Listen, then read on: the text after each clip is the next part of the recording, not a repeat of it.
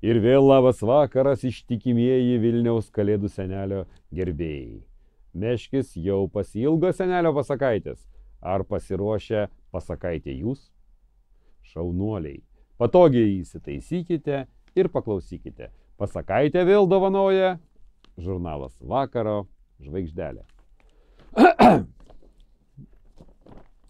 Šokoladinis katinėlis ir pirštų abėcėlė. Pas šokoladinį katinėlį į svečius atvažiavo senelis. Katinukas labai apsidžiaugė ir tuoj pat pradėjo jam pasakoti savo nuotykius su tiranozauru Reksu. Besikalbant senelis dažnai klausdavo: kaip sakai, ką? Nesupratau, gali pakartoti.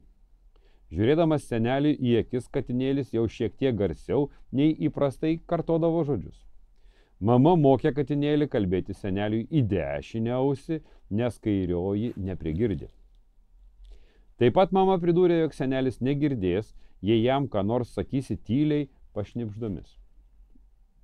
Tačiau atėjus vakarui, katinukas pamiršo, ką buvo sakiusi mama, įsitaisė savo šokoladinėje lovelėje ir tyliai pakvietė senelį.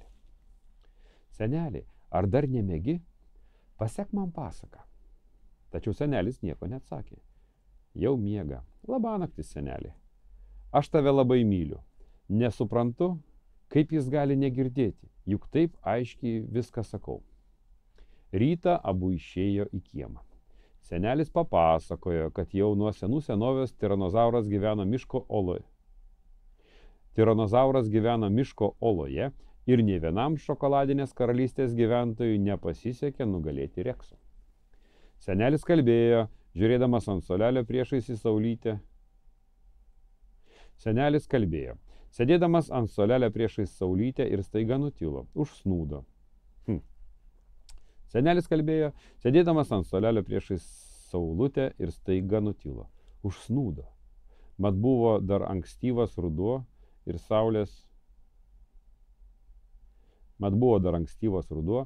saulės spinduliai maloniai šildė.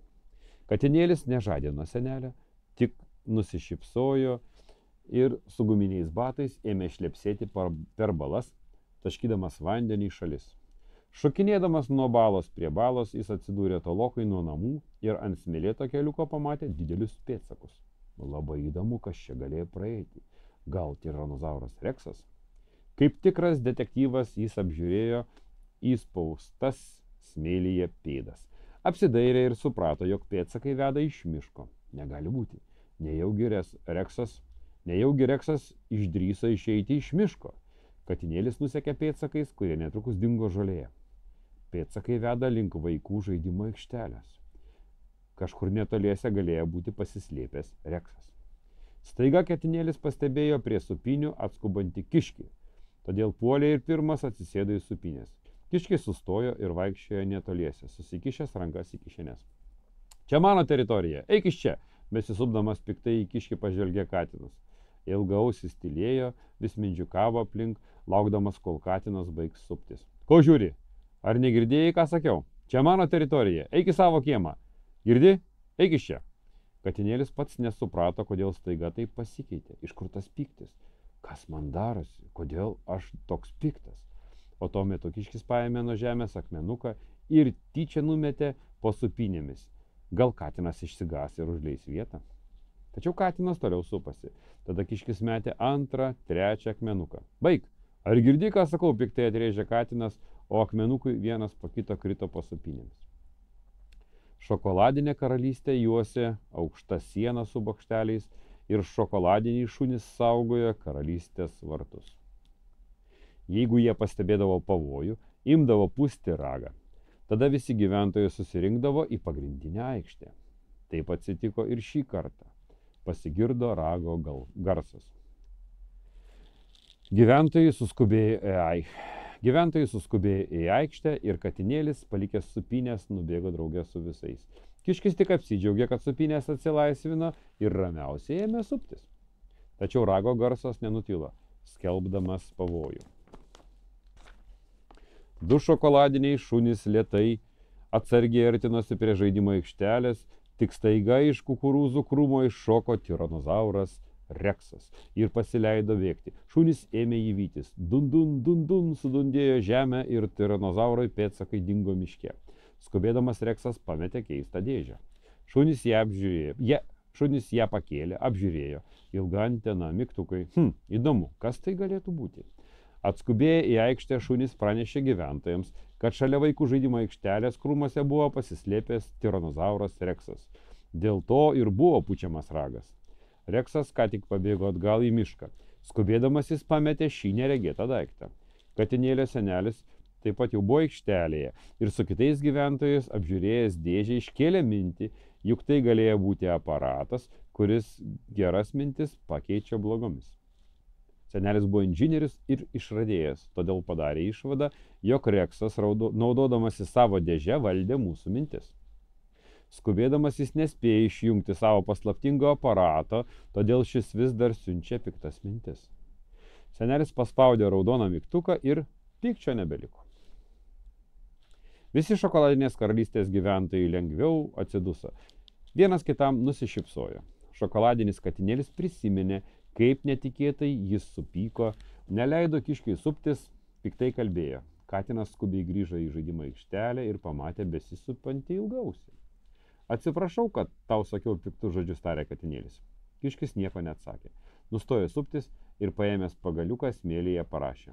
Aš esu kurčias, kalbu tik gestų kalba. Katinėlis truputį patylėjo ir suradęs kitą pagaliuką parašė. Atsiprašau, kiškio pagaliukas vedžiojo smėlyje raidės. Aš irgi atsiprašau.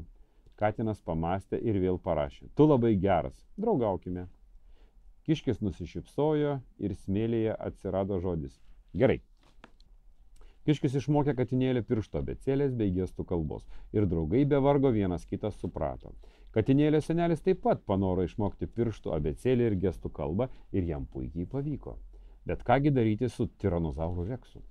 Padėtis darosi pavojinga, juk jis gali pasigaminti naują paslaptingą aparatą ir vėl valdyti visų mintis.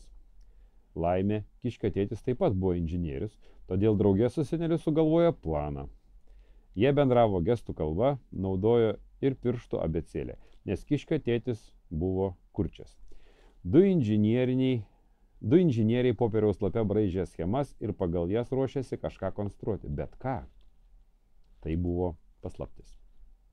Šokoladinis katinėlis ir šokoladinis kiškis žinojo šią paslaptį, tačiau niekam jos neatskleidė, tik siuntė geras mintis ir linkėjo sėkmės, kad kiškio tėtis ir katinėlio senelis sėkmingai kažką sukonstruotų ir įgyvendintų sumanytą planą. Štai toks įdomus skaitinys iš Vakaro žvaigždelės žurnalo Vaikai. Kaip matote, kartais net iš išorės kažkokie keisti signalai mums trukdo būti gerais. Bet visada yra išeitis. Tam, kad būti geram, tai reikia tik stengtis. Linkiu Jums gražaus vakaro, linkiu Jums saldžių sapnų, labanakt.